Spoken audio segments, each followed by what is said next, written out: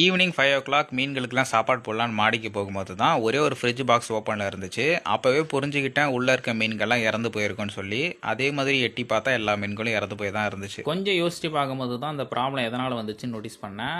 வழக்கம் போல் மார்னிங் எங்கள் வீட்டில் இருக்க யாராச்சும் ஒருத்தர் தான் ஃப்ரிட்ஜ் பாக்ஸ் இதாக இருந்து சாப்பாடு போடுவாங்க.